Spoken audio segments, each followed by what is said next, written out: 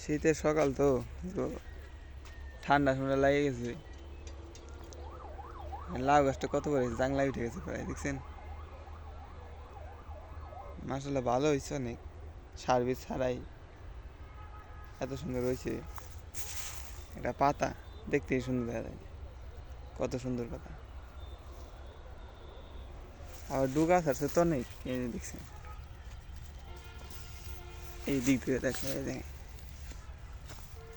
গাছের মেনে যে নিচ থেকে যে ডুগাগুলো ছাড়ে, যেগুলা এগুলো ভাঙ্গে দিত, এই যে ভাঙ্গে দিছে আমি,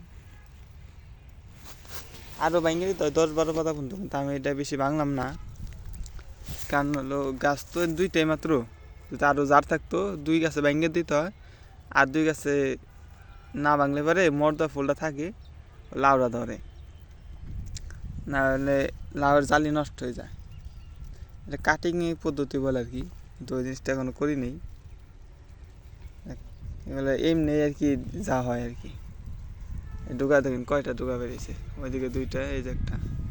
এগুলো বাইরে গেলে তখন জাংলাগুলো বড় বড় মনে হইব। এগুলো সব মর্দা ফুল আসবো। আর এই যে এদিকে যে ফু আসছে না, মানে এই প্রথম ডুগায় আর দ্বিতীয় ডুগায় বেশিরভাগ মর্দা ফুল আসে, স্ত্রী ফুল খুব কম আসে। এই যে মর্দা ফুল, এই যে এটা ফুল, এটা। আর 3 নাম্বার ডুগা এলো বেশিরভাগ হলো আসে, স্ত্রী ফুল আছে যেগুলো আর কি লাউ ধরে। এই যে মর্দা ফুল, এই যে প্রায় এই যে এদের আছে মর্দা ফুল, এই যে। যাক, আলহামদুলিল্লাহ ভালো হয়েছে। আর এইদিকে কাকারে দেই করে দিছি, নিড়াই দিছি সস পাতা, সস নিড়ানো হয়েছে, সস হয়ে গেছে প্রায়। আর মাঝে মাঝে একটা করে চৈত্য শস্য আছে, যেগুলো আর কি রাখা যায় আর কি সজের মুড়ি, সস তো পাকা মুখের জন্য। আর এই বেগুনি চারা, ওই যে বেঁচে গেছে, সবগুলো বেঁচে গেছে।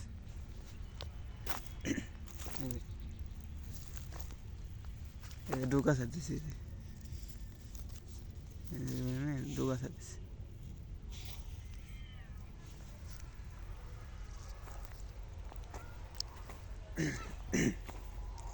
এতে লাউয়ের বীজ লাগাইছি, কিন্তু লাউয়ের বীজ এখনো জ্বালাই দিছে না, কিন্তু আছে। আর এই যে একটা মানে মিষ্টি কদু সারা হয়েছে, এটা হলো মানে ফুলকপি পাতাকপির চারা।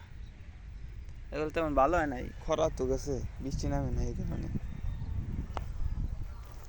আর ডাবি শাক, আর রসুনের ভিতর দিয়ে নিড়াই দেওয়া হয়েছে, যে গাছ আসলো ভিতর দিয়ে সব গাছগুলো নিড়াই দেওয়া হয়েছে।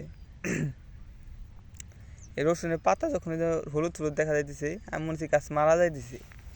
পরে খেয়াল করলাম যে না, ওই প্রথম যে 2 পাতা বেরিয়েছিল এগুলো মারা যাইতেছে। এই যে তো মোর থেকে আবার বড় নতুন পাতা বেরিয়েছে, যে প্রায়গুলো এই যে নিড়াই দেওয়া হয়েছে, না ভালো হবে না।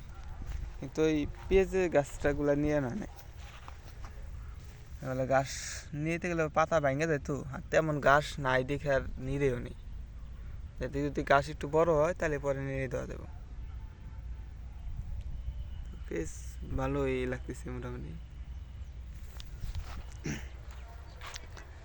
আর আলু গাছ নিড়ে দেওয়া হয়েছে, আলু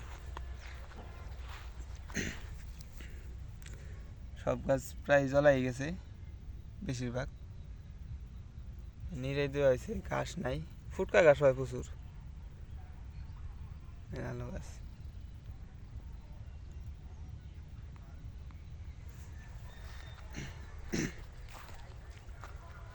এগুলো হলো মূলত লাল আলু বলে না, লাল আলু যেগুলো ছোট ছোট লাল আলু হয়, বেশি বড় হয় না, সেই আলুর জাত লেগেছে। আলুগুলো খাইতে মজা অনেক, এর জন্য আম্মু বলে যে এই আলু নিয়ে আসতে। আর যদি সাদা আলু বা ডায়মন্ড আলু আনতাম, তাহলে ওই আলুগুলো গাছ মোটা মোটা হয়, পাতা বড় বড় হয়, দেখা যায় যে আলু ভালো হয়েছে। কিন্তু আসলে এই লাল আলু গাছের পাতা এরকমই, এটা কিন্তু ছোটো ছোটো লাল লাল একটু অন্য ধরনের।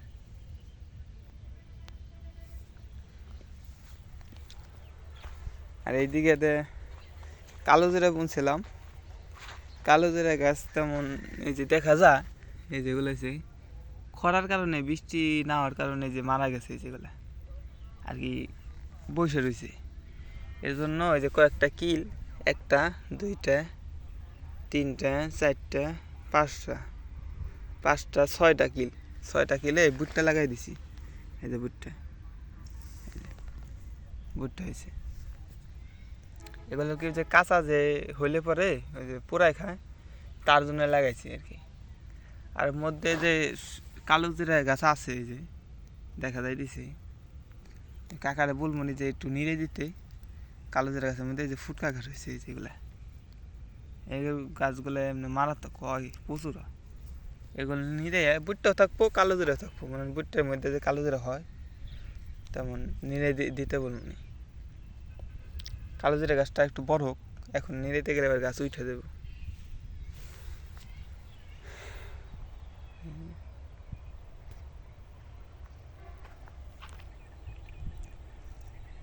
লাউ গাছ একটাই বড় হয়েছে, কিন্তু এই গাছটা কি যে হয়েছে বুঝতেছি না। দেখেন পোকে খায় একবারে নষ্ট করে ফেলছে। অনেক তো বলে তো শুধু খালি ভালো গাছ দেখায়, যেগুলো নষ্ট হয়েছে এগুলো দেখায় না। না, এই যে নষ্ট এটা হয়েছে, এটা পোকে ধরছে ছোটো গাছটা। তা আমি তো কোনো সার বা বিষ ব্যবহার করি না, এর জন্য পোক লাগবই, সমস্যা নাই। তো পানি দিয়ে দিলে ঠিক হয়ে যাবো গা। পোক একবারে জারা জারা করে লাইছে।